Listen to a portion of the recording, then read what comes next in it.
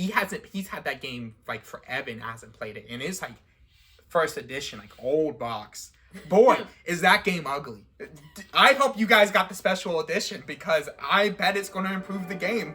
I'll tell you that right now.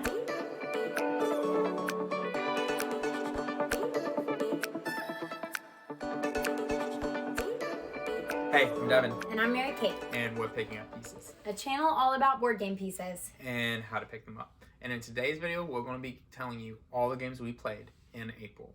So how the video is going to be structured is that we're going to go ahead and tell you all the games we played throughout April, and then the games we might have played by ourselves separately, and then finally ending it with our favorite game of the month. So without further ado, let's go ahead and get into it. The first game we played this month was what, Mary Kate? Village Rails. Had no idea. Yep, Village Rails. Right, so it was me and Mary Kate, and then my father-in-law, Mary Kate's dad. Yeah. Mike. What's up, Mike? He watches our videos sometimes. Sometimes. So yeah. So anyway, so Village Rails. I mean, we have a whole video on Village Rails. Yeah. It's a great little, I guess. What is it called? I don't know. Tableau builder. Tableau builder. I was trying to think of more like it's a simple game with like a lot of meat on the bones, and so like you can set it up very quickly. It comes in a nice, cute little box and right there, and it's so easy to just bang out a game in like 30 minutes or less. Yeah. So a lot of fun. A lot of fun playing with other people. Again, it's kind of like multiplayer solitaire. The only interaction you have with each other is whenever you're actually choosing cards from, drafting cards from the open drafting. That's what it is, open drafting. So it's a lot of fun just being able to build out this village and a whole bunch of different terrain types. Yeah. So the second game we played is Decorum. The first time we played Decorum, I played it by myself. I played it with my mom and my sisters, and that was a lot of fun. And then later this past month, we played it with some of our friends who came over to our house. And that game, oh my gosh, we lost. That was the first, I think, bad experience we had with Decorum. And it's not necessarily... It wasn't like a bad experience, but it was the first time we couldn't figure it out. Yeah. I guess for me, it was more of like a bad experience. Again, like it sounds like, oh, it was hard, so you had a bad experience. No, like my role, I had just a whole bunch of easy things. No one had to worry about me, and no one cared about giving me information. So I was just completely in the dark the whole game. I had no idea what was going on, and I was just there existing. For like a whole hour because we couldn't figure it out at all. Oh my gosh, yeah. Yeah. We were like... Yes, that's right. And then someone moved and we like, why'd you do that? Yeah. And it was just, And luckily, we have good experience with Decorum already. So it doesn't put it in the doghouse by any means. Like, it's still going to be kind of like a go-to game to play with other people. And I was like, I actually convinced my mom to play Decorum, which is fun. She doesn't really like to play games that much. Yeah. And so that was fun for me to actually get to play a game with her. Yeah. So that was Decorum. The next game we played was one of May Kate's games from her childhood, Mall Madness. Yeah. Yeah, you go for it. Yeah, so as a kid, we had this game, Mall Madness, and I have 3 sisters, and we would try to play it, but really, we would pull it out to set it up to play, and we would set it up, and then half the time we would end up playing it. We would just spend a very long time putting all the pieces together because that's like 2 stories. Yeah. And so my mom kept trying to throw it away when we were kids. Yeah. And my sister Kendall kept rescuing the game of Mall Madness. Yeah. And the next year my mom would come through and be like, what is that doing? How do we still have this? Yeah, that's funny. And they still have it, so we pulled it out to play it. It was fun. Yeah, probably for the board game connoisseur, you probably aren't going to like you some Mall Madness. But I mean, it was fun just playing it with family. Yeah, it was nostalgic, so it was fun. Going from that to the next game, which was Kanban EV. Talk about a big leap. I mean, you're not going to go to a bigger leap from playing Mall Madness to Kanban EV. Yeah. Kanban is the first Lacerda game that me and May Kate have played. We've played it only once so far. I want to play it more, but we did it not in the best setting because we were driving back from Kate's family's house, Yeah. and so that was a day's worth of driving to where we currently live, and we played it right after we got done driving. Yeah. And it was our first time playing it, but I was really excited to play it, and so Kate did not have the greatest experience just because of being tired. Nothing about the game itself. I was tired, and there was a lot to it, and I was not very successful, so. Yeah. It's like hard and not hard at the same time. It's just simply a worker placement, so you're just putting down workers, but there's so many little, like, subsections to all the worker placements that you're doing, and then how the scoring works that makes it difficult. And having to line that up. So it is hard. It is definitely a hard game. I'm not saying it isn't a hard game. It's just, but it presents it in a very digestible manner, even though it's difficult. I disagree. You disagree? I think it presents in a much more difficult way. Why is that? Okay, go for it. And tell me why you disagree. There's so many different, I'm going to sound like I couldn't play it. I could do it. But there were so many different areas with so many different little pieces, and you had to do this before you could do that, and you had to do this other thing before you could do this. Like, there were so many requirements needed to do so many of the actions that you had to do on previous actions. But in a 2-player game, you can't do that. If the boss is there, that action's completely closed off.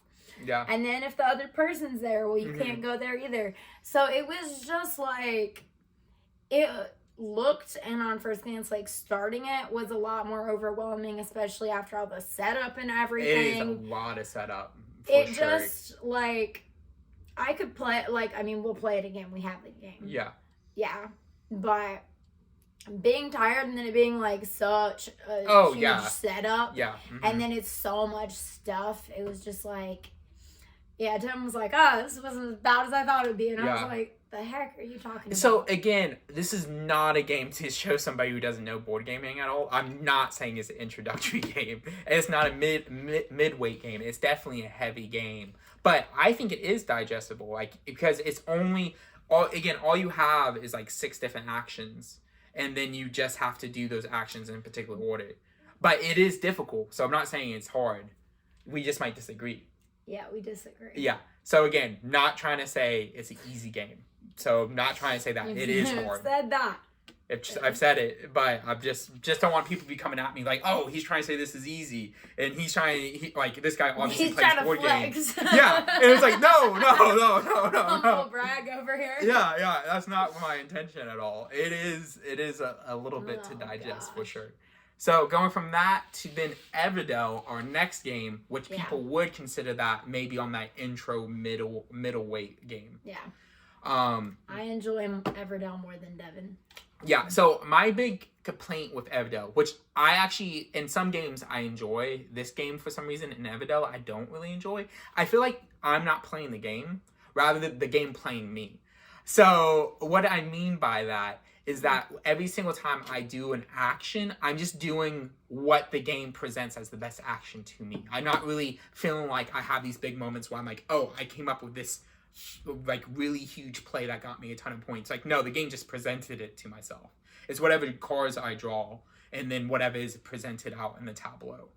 But you still have to make decisions on what you think would be the best decision to make, regardless of what's in the tableau or what's in your hand. You have to decide, I can't go for this and that. Yeah. So which one do I think is going to be the best one, and what do I have the easiest route to get there? And so I'm not trying to say that I'm trying to project this is my view and I think everyone should view Evadale like this. It's just that's the feeling I always get whenever I'm playing Evadale. And I think that's a unique thing to myself. And of course, board games aren't going to hit for everybody. And so Evadale is one of those popular board games that doesn't hit for me. And that I would always go to another game to show somebody for an introductory game. But I wouldn't fault somebody for using that as their introductory game because it looks beautiful. It has that huge tree in it. Artwork is very welcoming. I like the little animal meeples. It is a really cool game. I wish I liked it more than I did. And I think I'm in the minority. So that's cool. Again, different tastes for different people, right? So, Evadale. The next game we played was Targi, which we had not played before. It's been sitting on our shelf of shame for close to a year now. Yeah. So we finally got that played. Not an attractive game. Going from Evadale to this game, completely contrast and like, oh yeah, this looks inviting. I want to play this. Targi is just a whole bunch of cards set out, and you like ultimately doing actions. It is cool, the action selection in Targi. How about you explain it?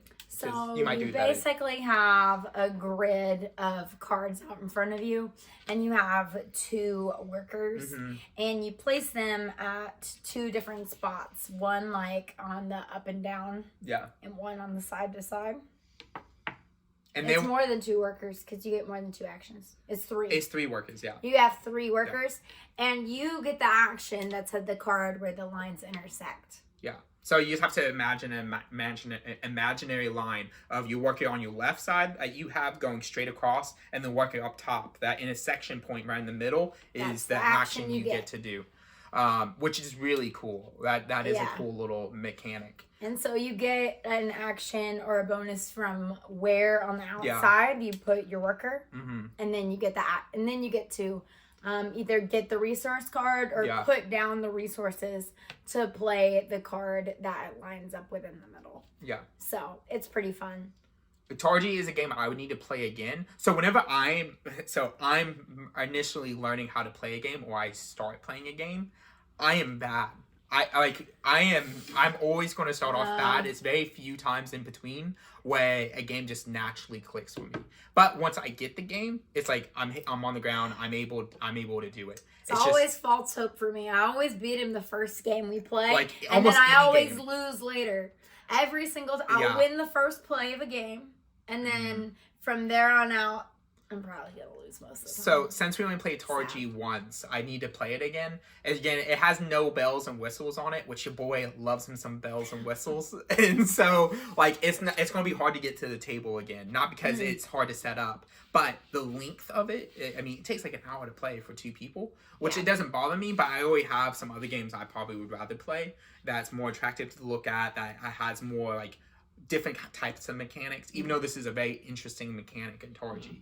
I would like to play it again. Yes, for sure. I definitely need to play it again. Again, me just talking about my own personal taste, like, I'm very open and I guess critical about what I'm thinking. If you love Targi, that's great. Love you some Targi. I'm not trying to come after you guys. Oh gosh. All right. The next game we played was actually, this is not in the exact same order. The next game we played was Cat in the Box. Cat in the Box. So, Cat in the Box, really cool.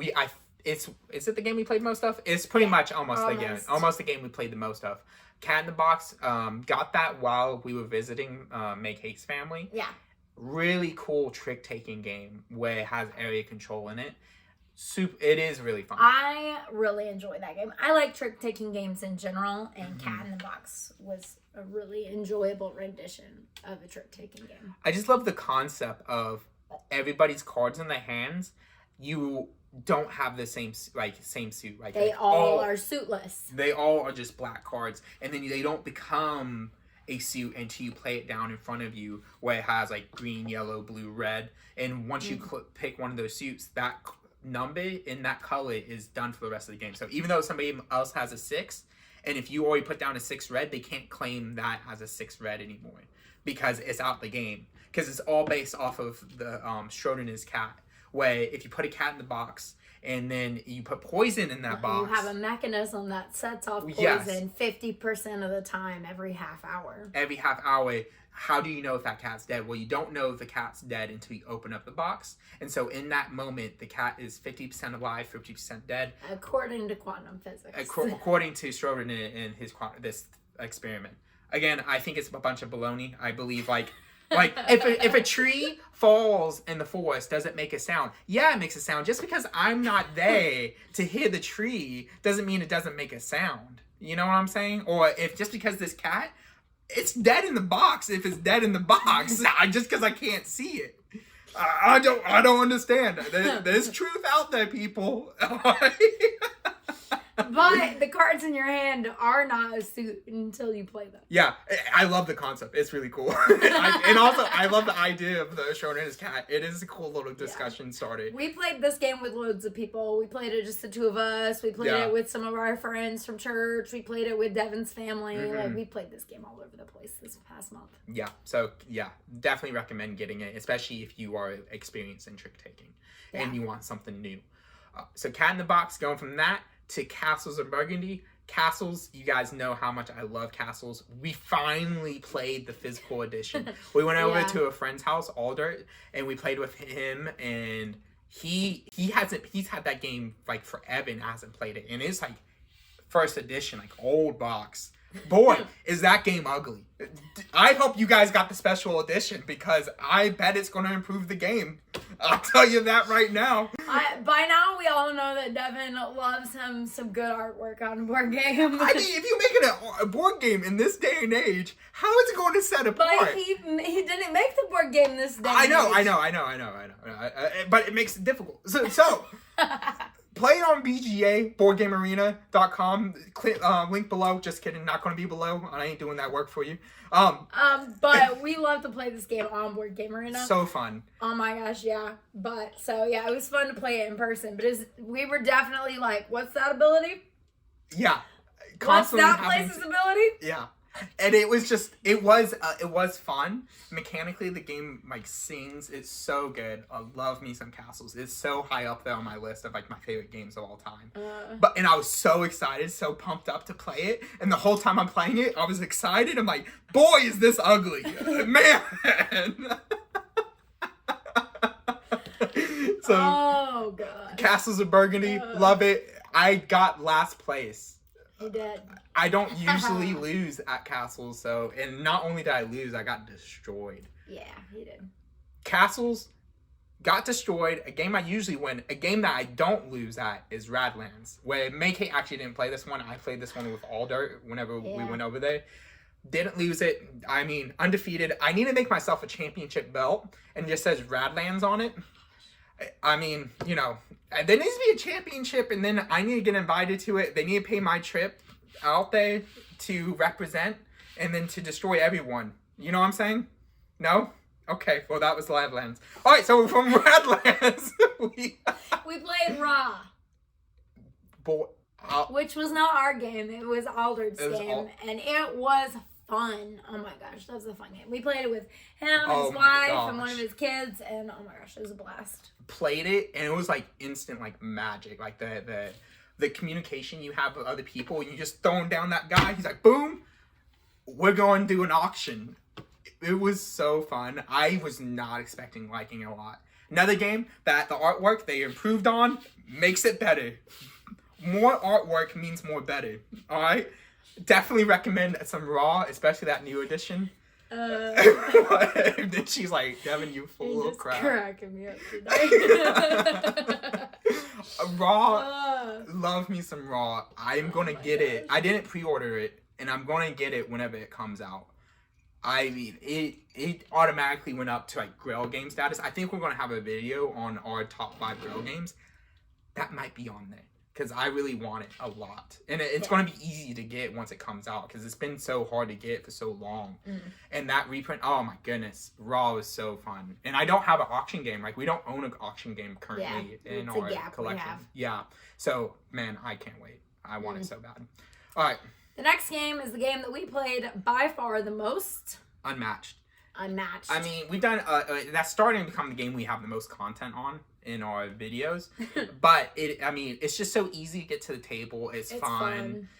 We enjoy it. I mean, you guys... You can play it on a day where you don't have loads of time to do something. Like, just pull out a couple boxes, pick our fighters, whatever. It's fun. Yeah, the artwork, again, so good. And then it makes you feel like you're actually the characters you're being whenever you're playing it. Yeah. Not many games could probably say that they do that well. And it's so many different characters. So if you guys haven't seen anything on Unmatch or haven't played Unmatch, we have some other videos. And even if you don't want to watch our videos, there's a ton of more content creators out there who has a ton of Unmatched stuff. So that's Unmatched. All right. Now we played Cascadia. Cascadia, which... Oh, you go ahead and lead it off. Oh, Cascadia is a fun game. You're building out a national park in front of you. So you're taking these different tiles that are different land and you're putting little animals on them. What's fun about Cascadia is each game is a little bit different because you score points in different ways based off the animals. You like shuffle different cards and pick different ones per game. It is a relaxing game to me. Cascadia is a relaxing game to me. It's quite fun. So I've always been a champion, and I don't think anyone else has put this out there as like, oh, this is a battle between Cascadia and Carcassonne. Well, I've put it out there. It is in his head. It's in my mind. Like, if I'm always going to pick one, I'm going to pick Carcassonne. Well, I played Cascadia this time, and everything just like clicked so smoothly together. It was so satisfying. It wasn't like the highest points ever. It was right there, like tied to the highest points I've ever gotten. He was like, this game is so fun. I'm feeling great about it. And I look over, I'm like, of course you're feeling great about this. You have like the board made in heaven. Yeah. Well, whenever you want to come at the champion, you got to come with it. All right. I'm pretty sure prior to that, I was the champion of Cascadia. I doubt it. You're never the champion of any of the games we play. I think we don't generally play the games that I am the champion of. What game is that? I think you're right, but I'm trying to think of what games we don't play. Lost Cities. Oh my New goodness. York Zoo. Honey Buzz. I've often played. New York Zoo. That's not the case. You like New York Zoo more than I do, but wouldn't say you're way better at it. But Lost Cities, though, on the other hand, I think I'm undefeated on Lost Cities. I don't think you're undefeated, but you're really close. It's almost kind of like it was the opposite of Raglands, where I lost like the first game of Raglands against Kate, and I haven't lost since then. Lost Cities is like I lost the first time, and I haven't lost since then. Somewhere in that first little bit of us playing, and hasn't lost since then. That game just completely did not click in my mind, and I'm fine with playing it again. We just don't play it often, but that game for sure. And then same with Honey Buzz. You are right about that. I think you are better at Honey Buzz than I am. Anyway, that's kind of gone off. He got off on a tangent. Off of Cascadia. So Cascadia, that was so fun, and now I'm having the itch to play it more. And I'm hoping it's not just because I did a really good job. It was really fun to play that. It is. I do see why you would own both in your collection, and why you would want to play both in your collection. Yeah. So definitely Cascadia. Good. We already talked about Decorum. Yes. So the next game was Quest for El Dorado, which we just got that game. I saw it was on sale on one of the websites, and I was like, oh, I've been wanting to try that for a little bit, and we had it on a racing game. And so we bought that. Yeah. It's fun. It's definitely good. I would say it's definitely on that intro level too, where if you want to teach somebody deck building, such an easy way to teach somebody deck building. Yeah. Because that's all you're doing is just moving across this terrain that requires different types of terrain types, whether it be land, water, gold. You need different ways to cut down the forest, or get across the river, pay to get through the desert. In order to find the city of El Dorado. And so your deck's just different, like, you can move this many numbers to the forest, or you can draw more cards. So it's an easy game to get to the table, I would say. Well, semi-easy. It actually takes a little bit of setup. Big. It's pretty big. So you need a little bit of space, not a ton. This game almost also fell victim to the Mary Kate is tired on the first time we played this. I think we tried to play it on a Friday, and I was like, "Oh god!" And the second time we played it, I had so much more fun than I did the first time. Yeah. All right, and then the last game we played together was Flamecraft. I had really been wanting to get Flamecraft, and we were going to pick up some games that we had ordered online. Yeah. And we walk in the game store, and I was like, there's Flamecraft. Yeah. The guy who ran the store was like, those are the only copies we have left. And I was like, we must buy it. We will buy it now. I'm already picking up all these other games. I don't care. Yeah. We will get Flamecraft. So we played it like 3 times since then. It's actually really good. I was so afraid of getting it. Like, again, artwork, production quality on par is right there. So fun. It's so good. And I was like, I know it's gonna be an intro level game, and I know you only have 2 actions in the game that you do all game. And so you're just going back and forth between those actions. Like, I'm hoping it's not too simple. Obviously, you want it simple for an intro game, but I still want something I can enjoy while I'm playing with somebody, while I'm showing them board games. And Flamecraft is definitely that. Like, it is really fun, like, trying to decide which one is better action and how to do it. Yeah. So definitely you don't want that to be the only game in your collection, but I would definitely say you want it in your collection. And it's very cute, which always a plus for me. Oh, more cute, more better. It's so good. It's so good. I definitely recommend getting Flamecraft. It is a good bit of fun. It is. All right, so I think you didn't play any I other... didn't play any games. Besides Decorum, and we already talked about that. Yeah, we already talked about so, okay, so the games I played by myself. Okay, so I played Undaunted with one of my friends from church. Straight up, it was his first time playing it, and it was a close one. I won just by the skin of my teeth. I mean, it really came down, because that's also a deck building game, and so it came down to me just being able to draw the right cards at the very end. It really was a coin flip, I thought. It was a coin flip up until like 3/4 of the way through, and then I started coming down. So maybe it wasn't quite at the very end. Now me thinking about it, but it was fun. It was a good bit of fun. Definitely, I mean, we've played Undaunted a lot. I want to get Stalingrad, but I need somebody to go through that campaign with. And I don't know if me and Kate want to go through that campaign together. Yeah, war themes, they don't appeal to me that much. Like, this game, like, we have Undaunted Normandy. Mm-hmm. It's good enough to get me to play it despite me not loving the theme. I love war themes so much. But I don't know if I enjoy it enough to want to play through a whole campaign. Yeah. So that one, and then also I played 2 games on BGA. I played Obsession, which I enjoy a lot. I think the theme is really good. I love niche themes.